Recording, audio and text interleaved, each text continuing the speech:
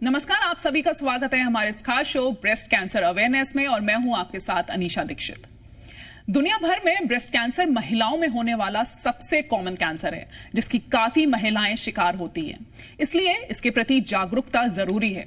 जागरूकता इसलिए क्योंकि अगर समय रहते ब्रेस्ट कैंसर के बारे में पता लगा लिया जाए तो इसका इलाज संभव है।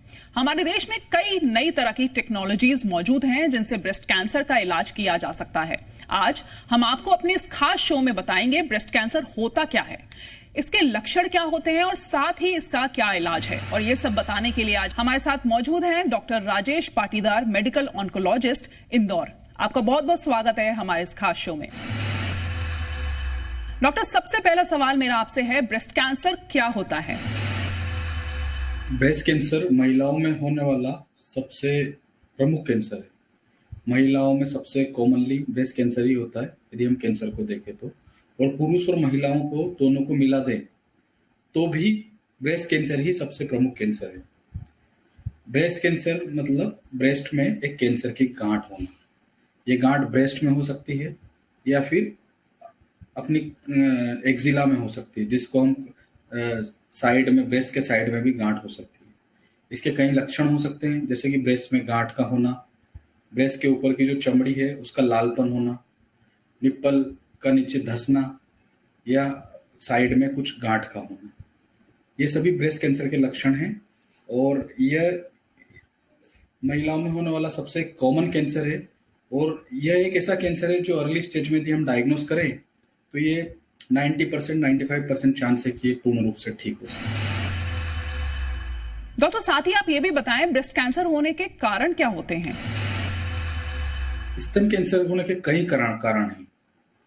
सबसे पहला कारण तो यह है कि एक उम्र के पश्चात ही यह कैंसर ज्यादा होता है। जैसे कि 50 साल की उम्र के पश्चात सबसे ज्यादा ब्रेस्ट कैंसर होता है। कम उम्र की महिलाओं में भी ब्रेस्ट कैंसर हो सकता है, पर एक पर्टिकुलर एज जैसे 50 ईयर या 55 ईयर एज के बाद ब्रेस्ट कैंसर ज्यादा होता है।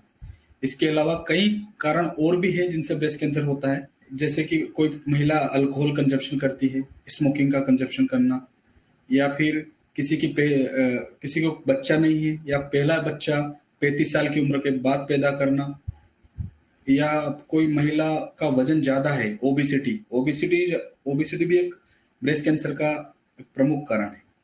इसके अलावा दूसरे कारण है जैसे कि अनुवांशिक, 10 से 15% ब्रेस्ट कैंसर अनुवांशिक होते हैं। इनमें जैसे कि हमारे परिवार में किसी को, मम्मी को, सिस्टर को, नानी को या दादी को किसी को ब्रेस्ट कैंसर हो तो हमें भी ब्रेस्ट कैंसर होने के चांसेस ज्यादा रहते हैं।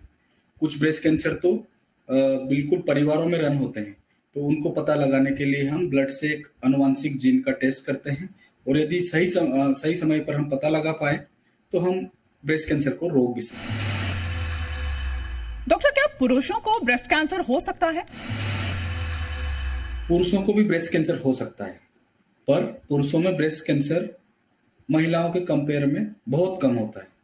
यदि 100 महिलाओं को ब्रेस्ट कैंसर होता है तो एक पुरुष को ब्रेस्ट कैंसर होता है। और इसके पुरुषों में ब्रेस्ट कैंसर होने का सबसे प्रमुख कारण है हमारे जीन में डिफेक्ट का होना। कुछ फैमिलीज में डिफेक्टिव जीन रन करते हैं, जैसे BRCA1 और BRCA2 म्यूटेशन, और स्पेशली BRCA2 म्यूटेशन। यदि किसी फैमिली में BRCA2 म्यूटेशन है तो, और किसी पुरुष को भी वो एक्वायर हुआ है हेरिडेटरी, तो उस पुरुष को ब्रेस्ट कैंसर होने का रिस्क रहता है।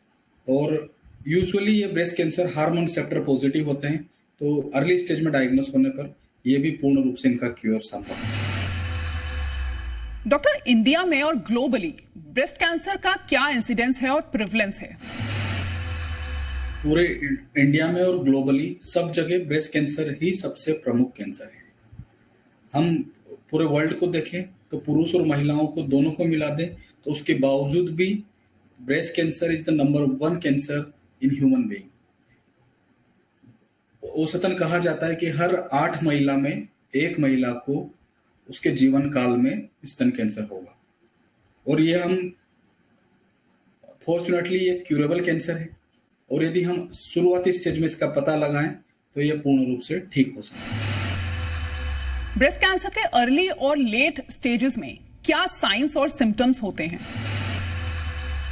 ब्रेस्ट कैंसर अर्ली स्टेज में तो जैसा हमने पहले भी डिस्कस किया है कि ब्रेस्ट में गांठ का होना, स्किन का कलर में बदलाव होना, निप्पल का धंसना, निप्पल से कुछ डिस्चार्ज का आना, जैसे सेरस डिस्चार्ज आना या कुछ ब्लडी डिस्चार्ज आना, या फिर स्किन में छोटे छोटे दाने का होना, या हमारी बगल में कुछ गांठ का होना, ये सभी ब्रेस्ट कैंसर के साइन हैं।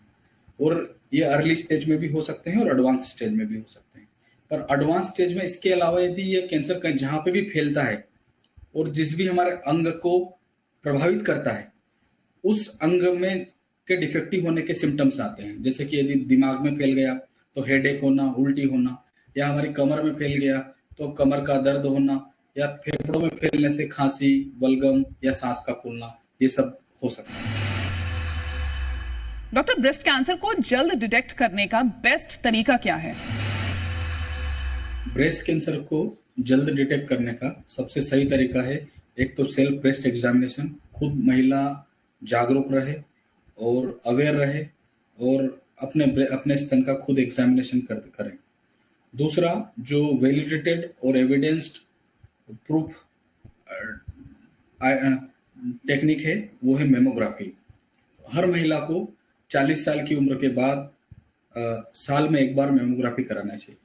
इससे ब्रेस्ट कैंसर बहुत ही अर्ली स्टेज में डायग्नोस हो सकता है, और अर्ली स्टेज में डायग्नोस होगा तो ठीक होने के चांस भी बिल्कुल 100% की तरफ रहेंगे। तो हर महिला को साल में एक बार मेमोग्राफी कराना चाहिए।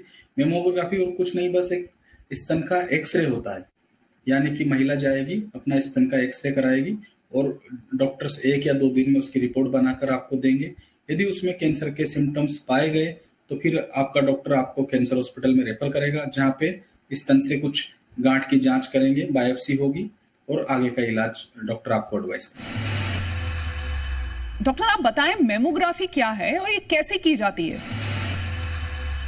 मेमोग्राफी एक तरीके से स्तन का एक्सरे है।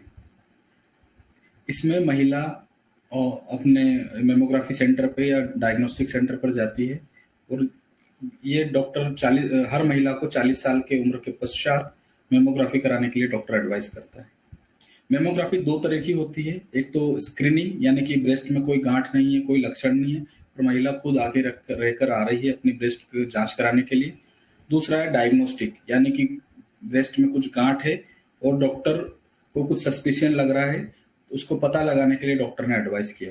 तो बहुत डायग्नोस्टिक और स्क्रीनिंग के लिए मेमोग्राफी की जाती है। मेमोग्राफी में महिला जब हॉस्पिटल आती है तो ब्रेस्ट का एक तरीके से एक्सरे होता है, दोनों ब्रेस्ट को कंप्रेस करके उनका एक्सरे किया जाता है और मल्टीपल एंगल से एक्सरे होता है।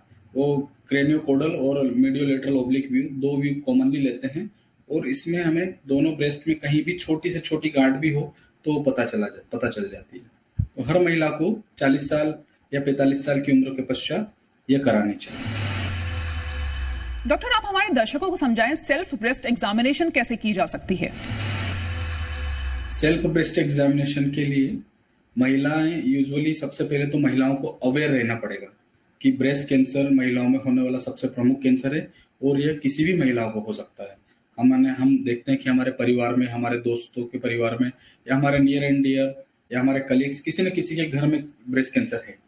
तो महिलाओं को अवेयर रहना पड़ेगा कि ब्रेस्ट कैंसर किसी को भी हो सकता है। उनको ये भी अवेयर रहना पड़ेगा कि ब्रेस्ट कैंसर के सिम्टम्स क्या है।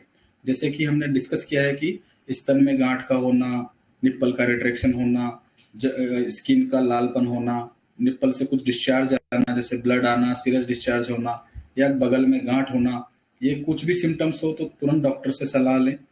दूसरा, जब भी महिलाएं स्नान करें तो एटलीस्ट महीने में या 3 महीने में एक बार कांच के सामने खड़ी होकर अपने ब्रेस्ट का एग्जामिनेशन कर सकती है।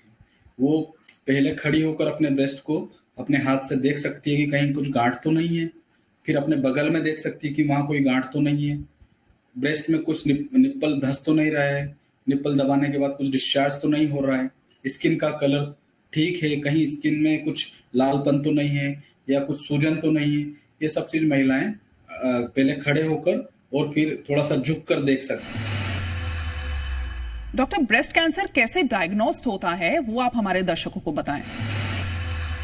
ब्रेस्ट कैंसर डायग्नोसिस के लिए सबसे पहले तो पेशेंट सिम्टम्स, किसी को सिम्टम्स हो तो डॉक्टर के पास आता है और डॉक्टर फिर कुछ जांचें कराता है, जैसे कि मेमोग्राफी।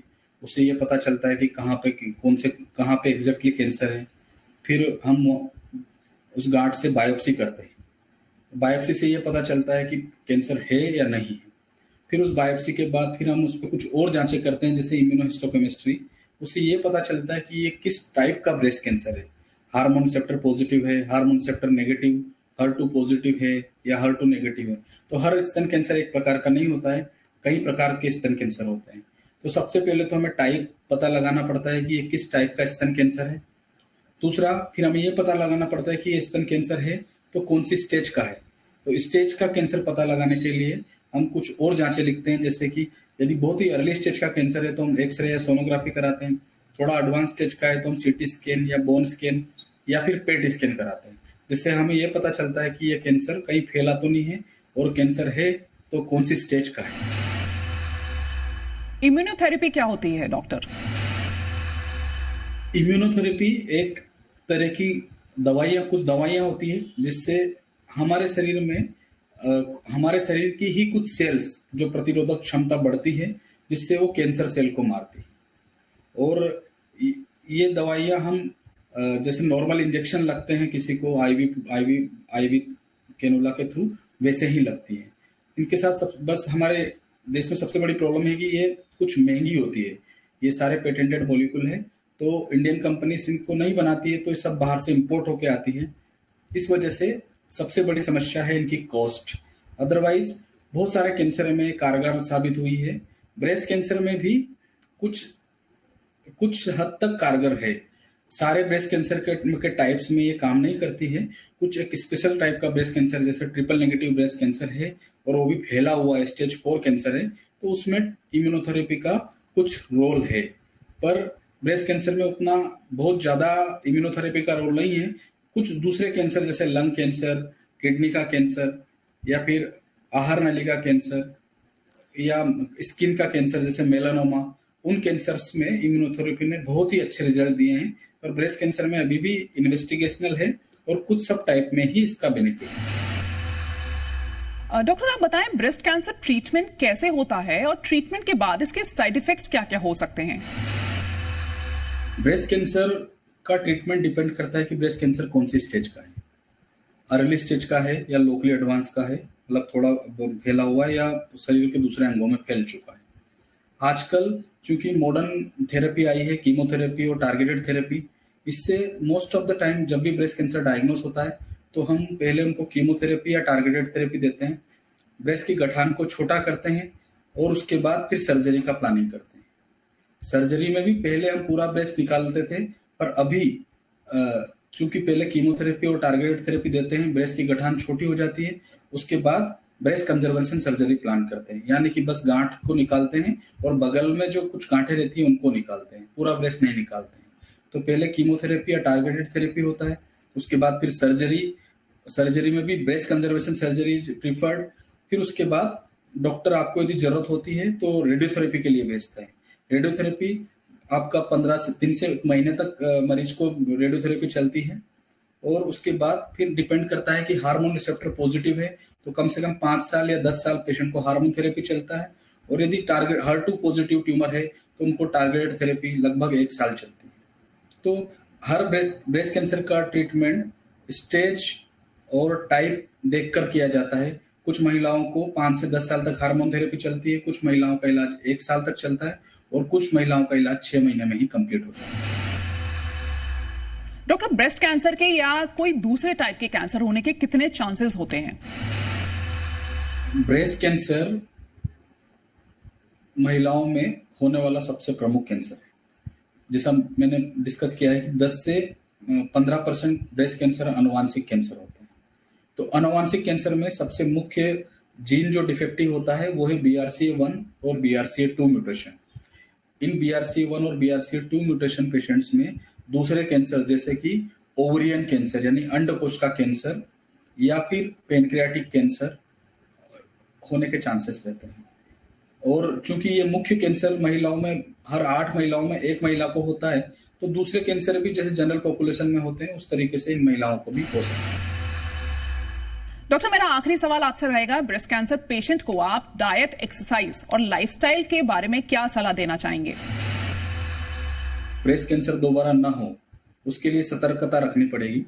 उसमें उनको साल में एक बार हर 3 महीने में ब्रेस्ट सेल्फ एग्जामिनेशन और साल में एक बार मेमोग्राफी कराना जरूरी है, अत्यंत आवश्यक है। और यदि उनके परिवार में किसी को ब्रेस्ट कैंसर है और उनके जीन में कुछ जेनेटिक टेस्ट हुआ और BRCA2 म्यूटेशन है, तो ऐसी महिलाओं को साल में एक बार MRI ब्रेस्ट कराना अनिवार्य है। जब इनका इलाज हो चुका है तो इनको डॉक्टर शुरू के साल 2 साल हर 3 महीने या 6 महीने में बुलाएगा।